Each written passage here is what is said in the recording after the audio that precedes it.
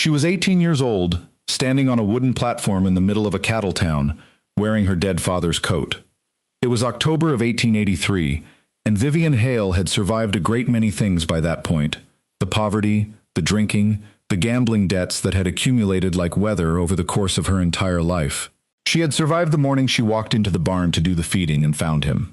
She had buried him herself because there was no one else to do it, and then she had spent 4 months surviving the creditors and the legal notices and the men in suits who arrived with documents that gave them authority over things she had spent her whole life tending.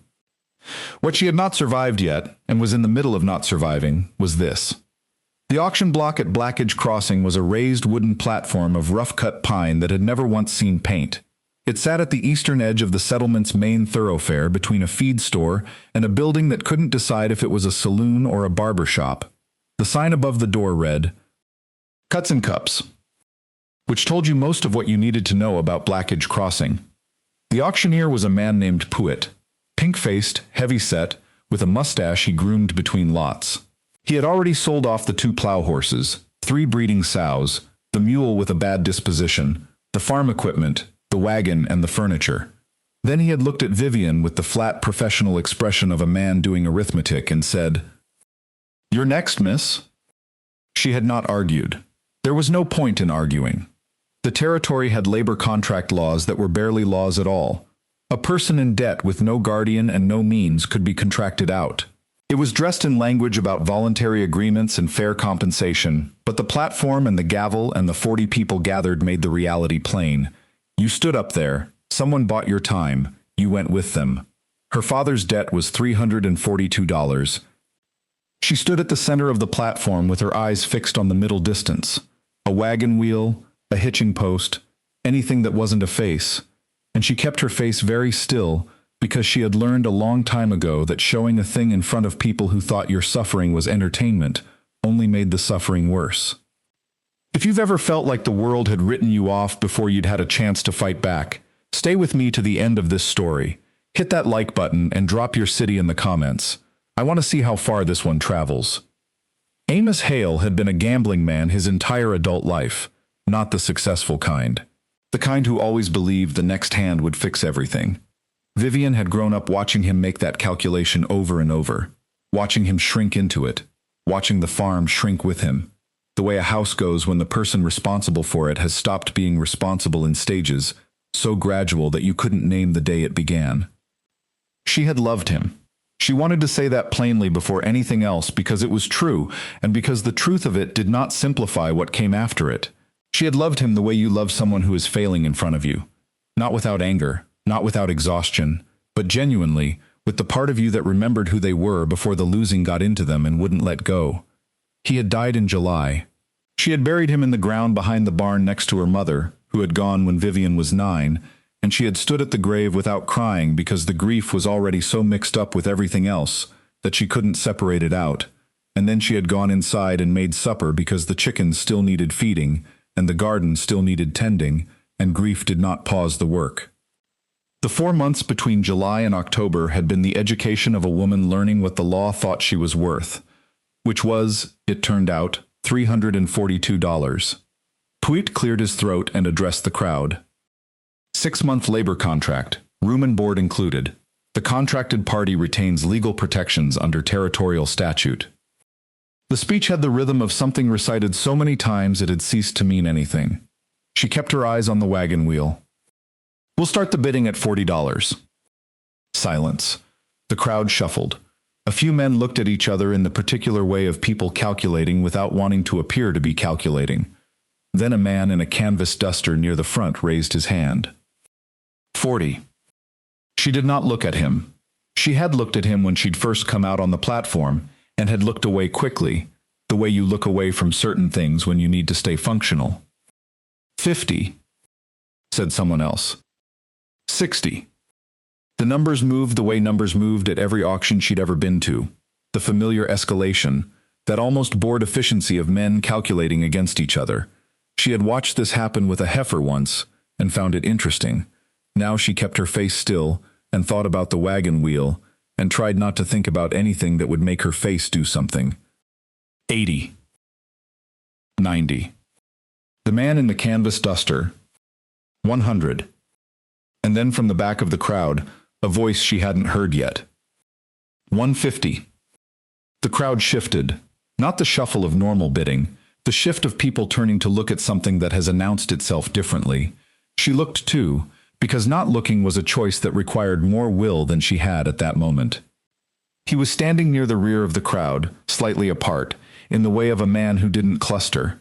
Tall, not performing it, just tall, the way some men were tall without deciding to be. A dark coat that had seen weather, a hat that was better quality than the rest of him suggested. He looked perhaps 35, or weathered into 35 from something younger. His face was sharp-featured and still, the particular stillness that came not from peace, but from long practice of keeping things where they were. He was not looking at Puit. He was looking at her. 150? Puit said. Do I have 175? The man in the canvas duster turned to look at the newcomer with the focused attention of someone recalculating. 200? The canvas duster said, louder than necessary. 250? The man from the back said. Even, no urgency. 300? The canvas duster said. A ripple in the crowd. That was significant money for Blackage Crossing. $300 was months of wages for a working man. 350? The tall man said. The canvas duster turned all the way around, studied the stranger.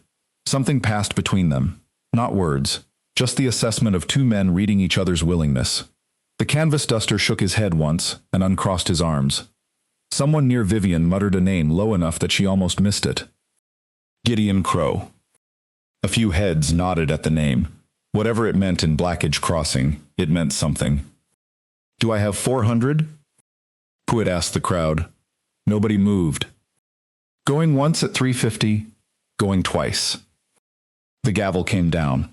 Vivian's first coherent thought was that $350 was more than enough to cover her father's debt. Her second thought was that she had no idea what happened next. Gideon Crow did not explain himself. He paid Puit. He signed what needed signing. He walked to where his horse was tied, a heavily built buckskin with trail mud caked up its legs, without looking back to see if she was following.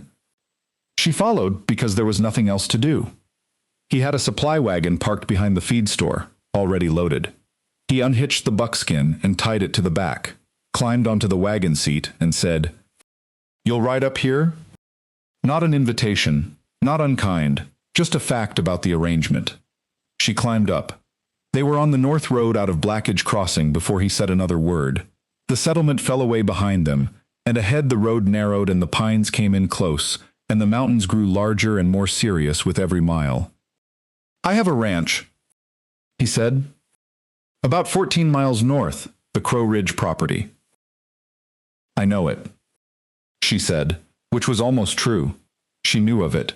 People in the valley referenced Crow Ridge the way you referenced a place that had once been significant and was now something else, though nobody was ever quite specific about what it had become. "I run cattle. It's been a difficult year." A pause. "I need someone to manage the household. Cook, clean, the basic domestic running of things." She waited. "I also have 2 children, 8 years old, twins." "Yours?" "Mine," he said, the single word with a quality she couldn't categorize, not defensive, not warm, just certain. "Difficult how?" she said. He glanced at her sideways for the first time since the platform. It was a brief look, assessing. "Since their mother died," he said. "They've been quiet, both of them. Not sad quiet, just—" He stopped. Quiet in the way that tells you something has gone somewhere and you're not sure it's coming back.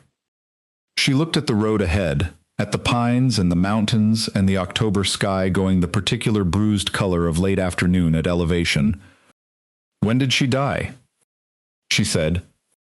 2 years ago." She said nothing. She had learned that nothing was sometimes the right thing to say. They rode 14 miles in the mostly quiet, and she did not find it uncomfortable, which she noted.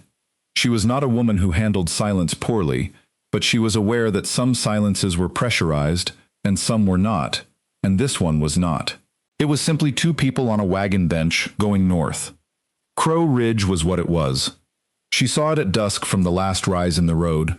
A working spread of several hundred acres, the house large enough, the barn in good repair, the outbuildings solid. But something about it had the quality she had seen in the farm in the last 2 years of her father's life. Not neglect exactly, more the absence of the particular care that made a place feel inhabited rather than occupied. The house was clean. She could see that when he opened the door. Clean in the impersonal way of a man who cleaned because disorder was inefficient, not because cleanliness was comfort. 2 children appeared from the hallway at the sound of them coming in. They were identical in the way of twins who had been identical even in expression, until something had separated them from the inside. A boy and a girl, both dark-haired, both with their father's sharp features and watchful eyes. They looked at Vivian with the assessment of children who had seen adults come and go and had stopped expecting any particular outcome. "This is Sam, and this is Clara," Gideon said. "They'll show you the kitchen and where things are." He went back outside. The twins looked at her. She looked at them. "Is there coffee?" she said. A beat. "Yes," Sam said. It was the first word she'd heard from either of them. "Good," she said. "Show me where." The kitchen was where she started, because the kitchen was always where you started. You could tell everything about a household from its kitchen, what it needed, what it had been, what it was trying to do. This kitchen told her, capable man, limited time, no one to think about the small things that accumulated into comfort. She made coffee and found what was in the pantry and made supper from what was there, which was more than sufficient if you knew what to do with it, and she knew what to do with it. Her mother had taught her before she died, and what her mother hadn't taught her, the farm had finished. The twins sat at the kitchen table while she cooked, not talking, just present, in the way of children who have learned to be very still and are waiting to find out if the new person is worth adjusting to. She did not try to make them talk. She cooked and moved around the kitchen in the competent, unhurried way of someone who knew this particular work and wasn't performing it. When she put supper on the table, Gideon came in from the barn. He washed at the basin. He sat. He looked at what she'd made. A proper meal, not elaborate but assembled with attention, and then looked at her briefly. He said nothing. But he ate with the focused attention of a man eating something worth eating, and she took that as the response it was. "It's good," Clara said. It was the first thing either twin had said to her directly. "Thank you," Vivian said. Clara looked at her plate. Sam ate. Gideon ate. The kitchen was quiet and not uncomfortable, and she thought, "This is what it is then. This is the shape of it." She found out about the labor contract on the 3rd morning. She found out because Gideon told her himself, which she had not expected. He came in at breakfast and sat across from her at the table after the twins had gone outside and said, "I want to tell you something about the contract." She had been wondering when this conversation would happen, or whether it would happen at all. She had been waiting for the terms to be established in the way that such things were sometimes established, by implication, by the gradual arrangement of expectations, by the slow clarification of what was owed. "Tell me," she said. "The contract is for 6 months," he said. "Room and board, $5 a month on top." He looked at his coffee.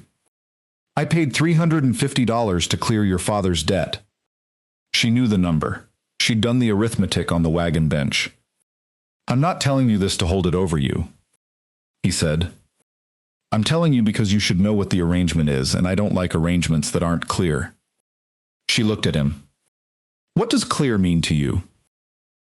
"It means you know what's expected. It means nothing is asked that isn't in the contract. It means—" He stopped, started again. "It means you have the protections the law provides, and I intend to honor them, and more than honor them, and in 6 months the contract ends and you are free to go where you choose." She sat with this. "And if I want to go before 6 months?" He looked at her directly. "Then you go." "The contract is a piece of paper," he said. "I didn't buy you. You're not mine to keep." He said it plainly, the way he said everything, without drama, as a simple statement of what was true. "I bought the debt. That's different." She looked at this man across the kitchen table, Gideon Crow, whose name had moved through the crowd at the auction like a current, who had paid $350 for a contract he was now telling her he'd honor in the breach if she chose. "Why?" she said. He looked at his coffee again.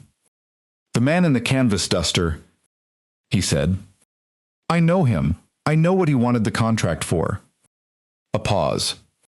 "There are things I walk past and things I don't." She thought about the man in the canvas duster, about the look she'd taken and looked away from quickly. "All right," she said. "All right," he said. He went back to the barn. She went back to the kitchen. She stood at the stove for a moment and thought about the phrase, "I didn't buy you tune," and what it meant that those were the words he'd chosen. And then she put a pot on and started the day. She learned the ranch by doing it. The kitchen first, because the kitchen was hers in the immediate and practical sense. She reorganized the pantry in the way of someone who had been running a household since she was 9, not to demonstrate anything, just to make it work better, to put the things that were used daily at a hand's reach, and the things used seasonally in the back, and everything labeled in the plain, clear hand her mother had taught her. She found the garden on the south side, a kitchen garden that had been productive once and was now half dead for want of attention. She assessed it with the eye of a farmer's daughter and began the work of tending it back toward useful in the remaining weeks before the frost.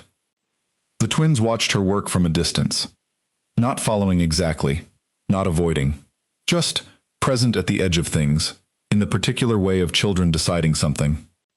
On the 4th day, Sam appeared beside her at the garden and stood there without speaking. She handed him a trowel without looking up. He took it. They worked for 2 hours without talking. She showed him what she was doing and why, the turning of the soil, the cutting back of the dead growth, the preparation for spring, and he followed with the focused attention of a child who learns by watching and then by doing. When they went in for the noon meal, Clara was at the kitchen table. "What were you doing?" Clara said to Sam. "Garden," Sam said. Clara looked at Vivian. "I can show you tomorrow," Vivian said. Clara looked at her plate. "All right," she said. She found out what had happened to their mother on the 7th day, not from Gideon, but from the ranch hand, a man named Priest who was perhaps 50, and had the quality of someone who had given up performing anything, and was simply whatever he was. She found him at the fence line he was repairing on the east boundary, and brought him the noon meal, because she was bringing it to the field anyway, and he was the field. He ate without preamble and said, while eating, "She fell in the creek." Vivian looked at him. "The wife," he said. "October, 2 years ago. Creek was high with the melt. She went to check the north fence line alone because Crow was in town." He chewed.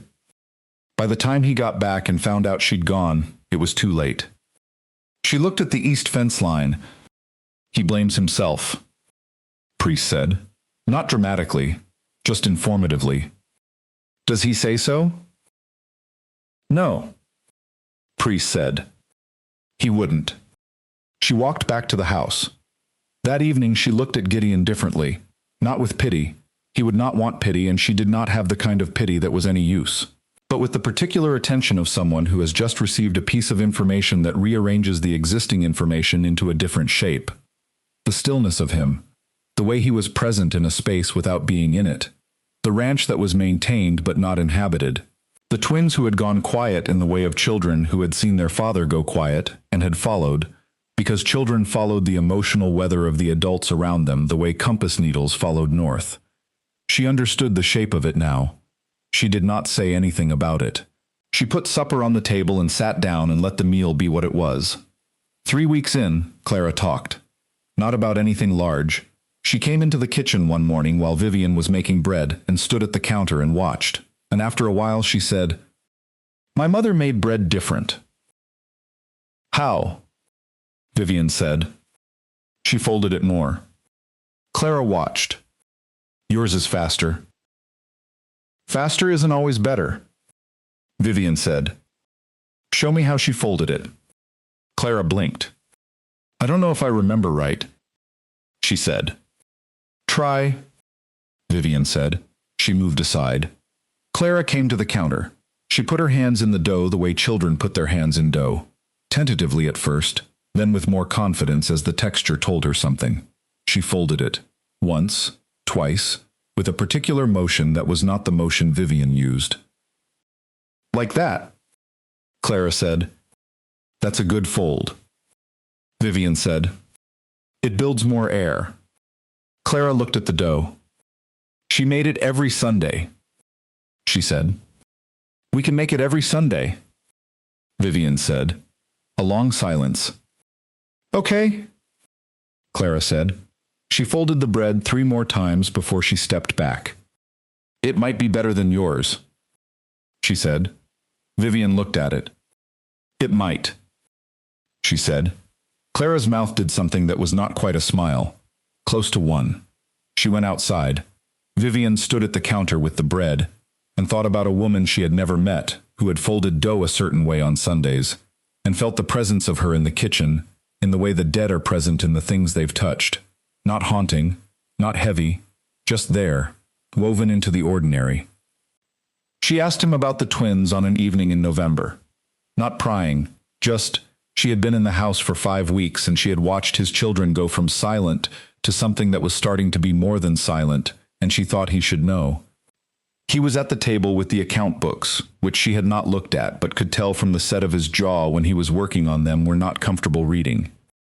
"Clara made the bread today," she said. He looked up. "Her mother's method," she said. She remembered it.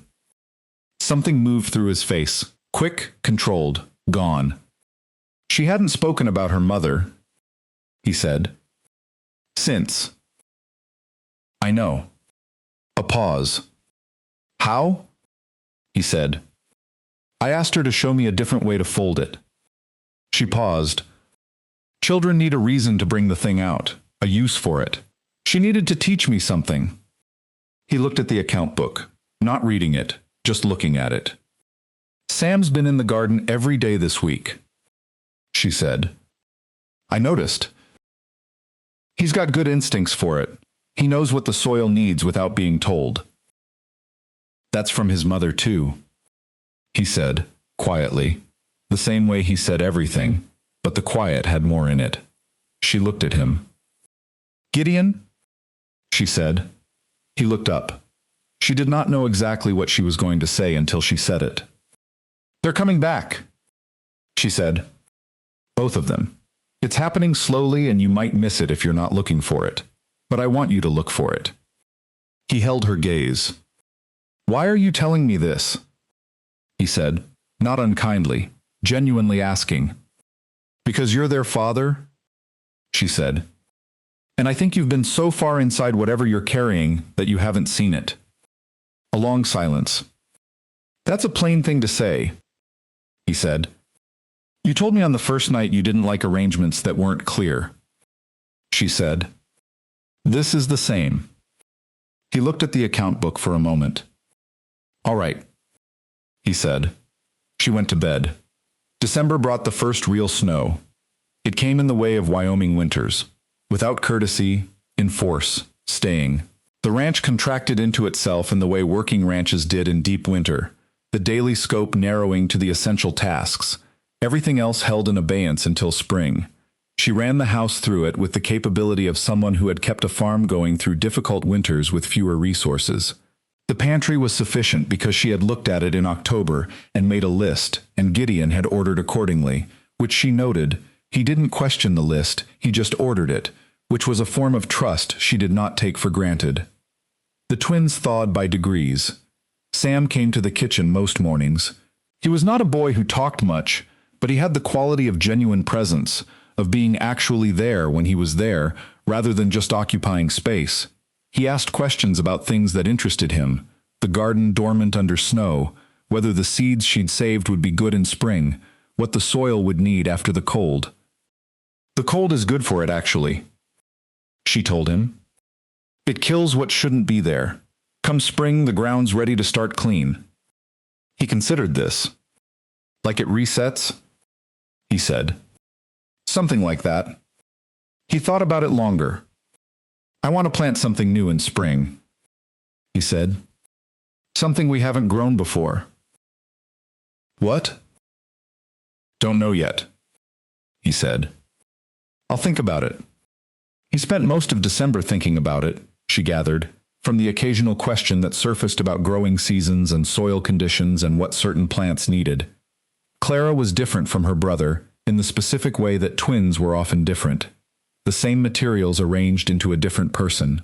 Where Sam was methodical, Clara was immediate. Where Sam sat with questions, Clara asked them the moment they arrived. She asked them of Vivian, increasingly, with the directness of a child who had decided she was safe to ask. Did your mother die too? When I was 9. What was it like? Vivian thought about this honestly. It was like a room with something missing. You kept expecting the thing to be there, and it wasn't. Clara was quiet. That's what it's like, she said. I know. Does it stop? The room stops feeling surprising eventually, Vivian said. You learn where the empty is, and you work around it, but it doesn't disappear. Clara sat with this for a long time. Okay, she said, the word Clara used when she had received something she was going to keep. Christmas came. She hadn't thought about it as a significant marker until it arrived, and then it arrived with the particular weight of a first Christmas after a loss. The first one where the arrangement of the day is changed, and you have to work out what the day means now, who it is for, what version of it is possible. She made the bread on Christmas morning with Clara beside her, the Sunday method, the folded kind that built more air. She found Gideon in the barn. She had not spoken to him about anything personal since November, since the evening at the table. He had been at the edges of things, present in the house but at its perimeter, doing the work, coming in for meals, receding again. She stood in the barn doorway. The children would like you inside today, she said. He looked at her from across the barn. I have work, he said. The work can wait, she said, not sharply, just plainly. He was quiet.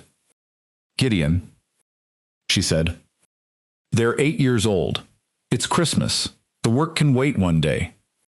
He stood there with the thing he'd been doing in his hands and looked at her with the expression of a man who knows the true thing and is still deciding whether to act on it. She went back inside. She heard him behind her 10 minutes later. He came in and washed his hands and sat at the table, and Clara immediately began showing him the bread with the particular intensity she brought to things she cared about. He listened to her with the full attention that she had not, until that moment, seen him give the children, the actual full weight of a parent who is present. Sam watched his father listen to Clara, and something shifted in his face. Vivian stayed in the kitchen. She heard their voices, Clara's and Gideon's, going back and forth about the bread and then about other things, the questions accumulating, the answers coming back steady and complete.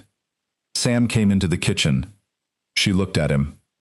He's listening, Sam said. Just that.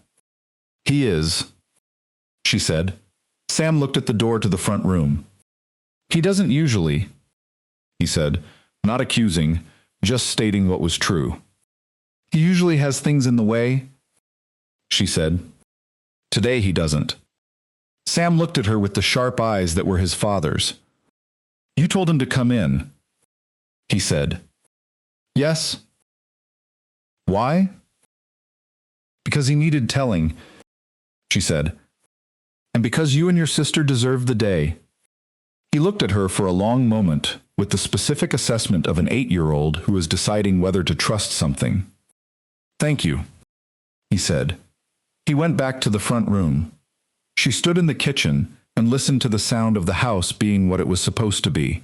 All of them in the same room, the voices going, the Christmas bread on the table, and she felt something settle in her that had been unsettled since October. Not happiness exactly, the precondition of it, the ground being solid. He came to the kitchen late that night when the twins were asleep.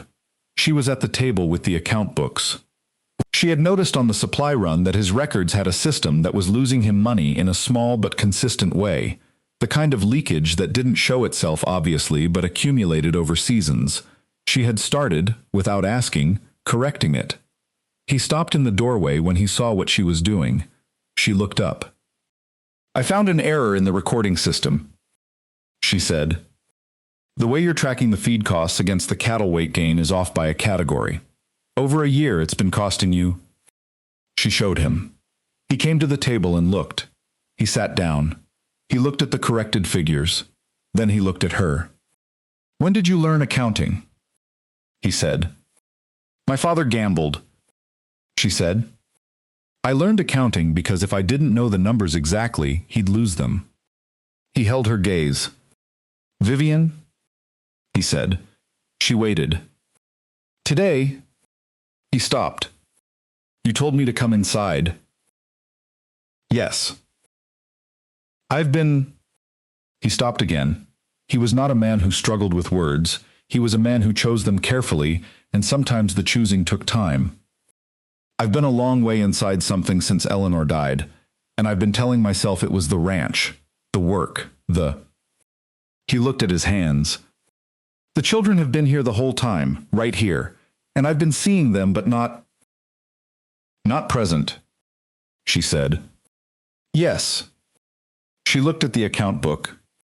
"They're coming back," she said, the same thing she'd said in November. "And they need you to come back too." He was quiet. "I don't know how to be who I was before," he said. It was the most honest thing she'd heard him say, unguarded, without the stillness that managed his expression. "You don't have to be who you were before," she said. "You just have to be here now." He looked at her with something in his face that had come from somewhere past the controlled surface of it. "You say things plainly," he said. "You told me on the first night you didn't like arrangements that weren't clear," she said. "I took you at your word." Something that was not quite a smile, but was the warmth underneath where a smile lived. "You did," he said.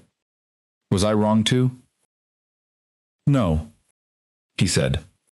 "You weren't wrong." She closed the account book. "The error in the feed tracking is fixed," she said. "You should see the difference by spring." He looked at the book. "Thank you," he said. "Go to bed, Gideon," she said. "The children will be up early." He went. January was the month she decided to stay. Not because of a moment, because of all the moments. Because of the way Sam looked in the garden even in winter, planning the thing he was going to plant. Because of Clara's Sunday bread and the way she'd started telling Vivian about her mother in small pieces, the way you give someone something fragile, carefully, watching how they hold it. Because of Gideon coming in from the barn for the Christmas day, and then staying, and staying after that, the gradual return of a man who had been far inside himself and was finding his way back.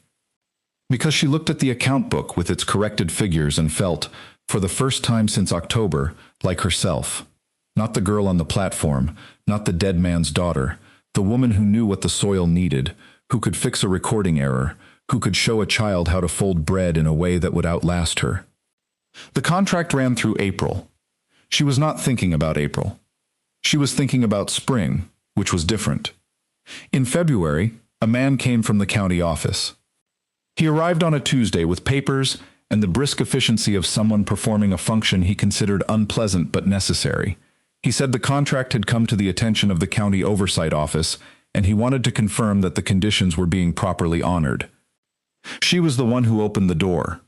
He looked at her with the assessment look, the one she had been getting for years from people who thought her situation told them everything about her. "Miss Hale," he said. "Yes," she said. "I'm here to verify the conditions of your labor contract." "The conditions are being honored," she said. "I'd like to speak to Mr. Crow." "You can speak to me," she said. "I'm the party to the contract." He looked at her for a moment. Recalibrated. She answered his questions directly and completely. The room and board, the $5 a month, her freedom to leave if she chose, the documentary evidence of the debt settlement. "Are you being treated well?" he said. The official question, asked in the official way. "I'm being treated with more respect than this county showed me in October," she said. if that's the bar. He looked at his papers. That will be all, he said. He left.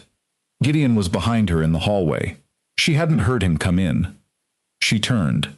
He looked at her. You handled that, he said. It was mine to handle, she said. He nodded once. Yes, he said. It was.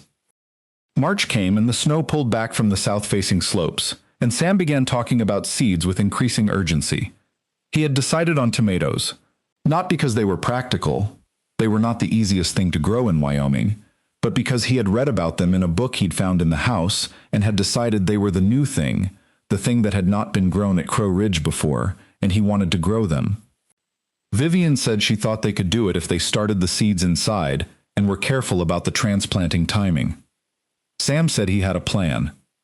He produced the plan, which was written out in the methodical hand of a child who had spent 3 months thinking about a thing. She read it.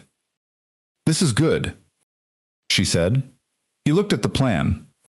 But, he said. Not a but, a suggestion. She pointed to the timing section. Move this 3 weeks earlier?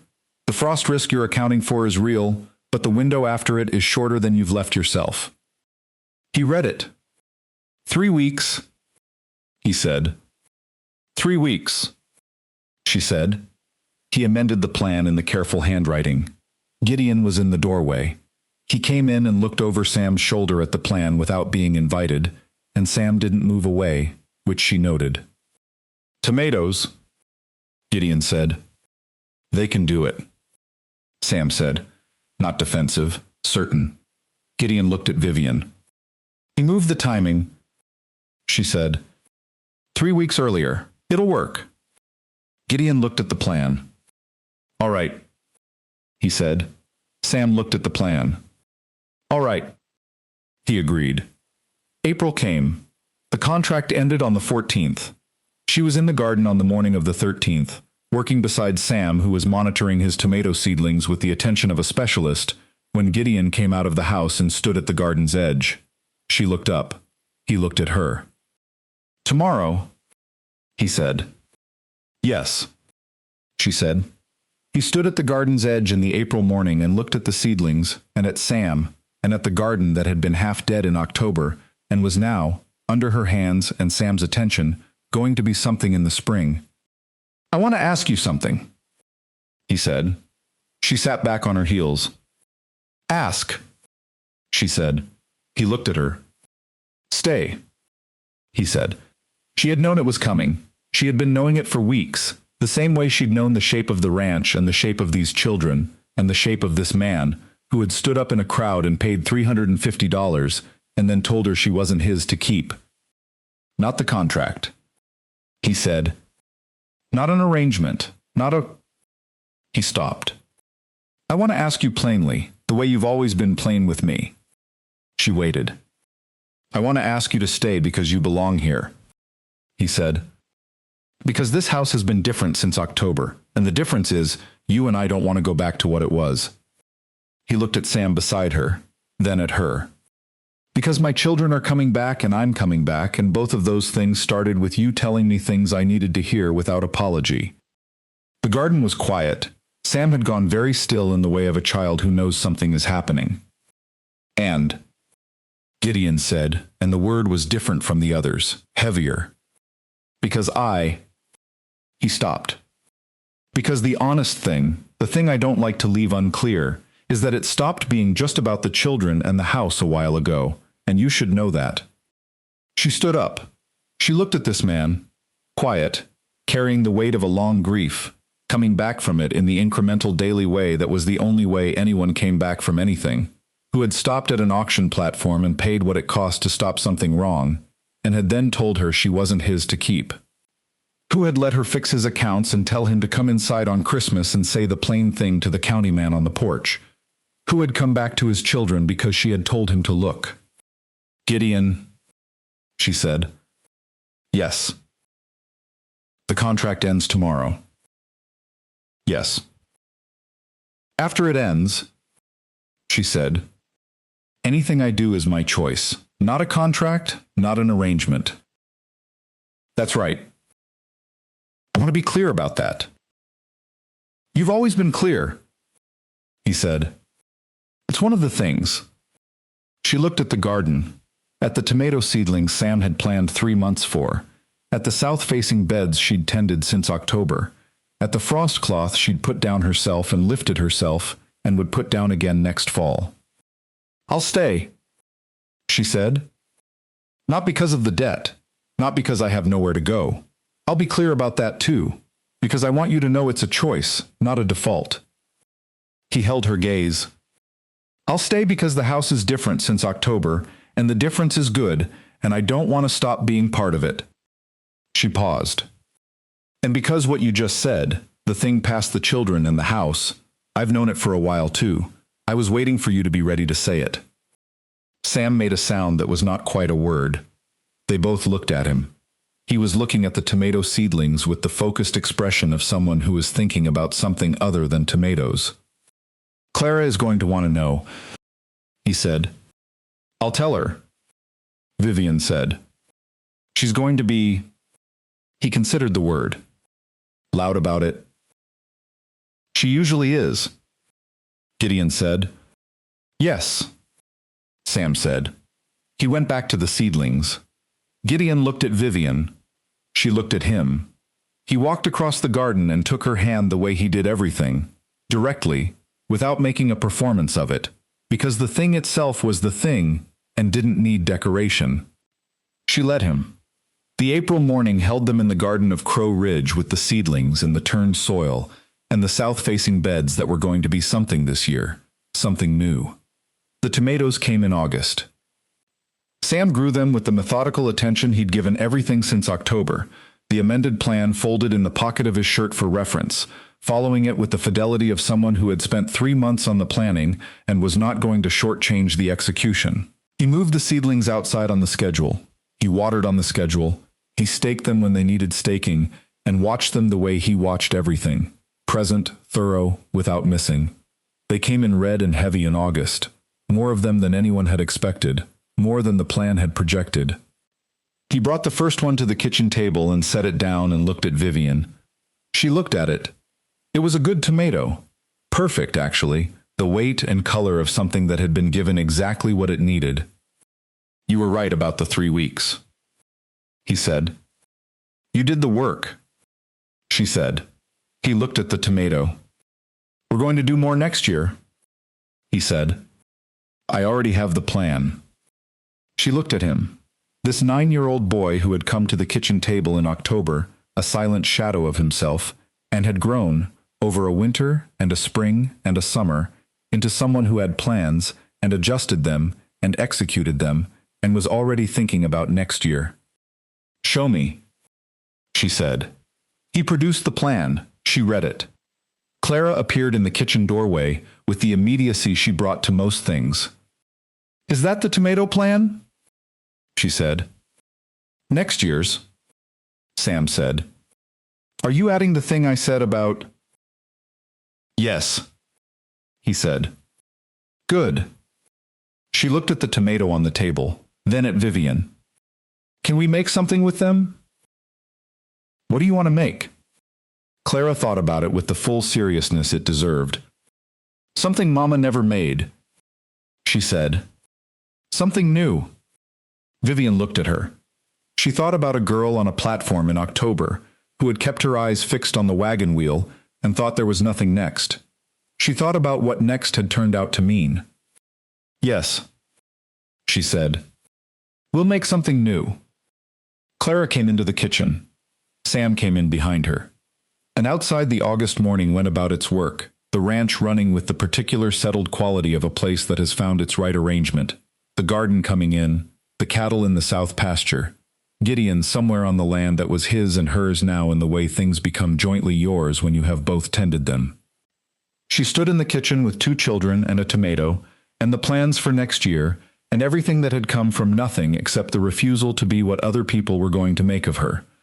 There is a thing that people sometimes say about women who have been sold or auctioned or contracted out, that they have been broken, that the damage is permanent, that what was done to them has become the defining thing about them. Vivian Hale was not interested in being defined by what was done to her.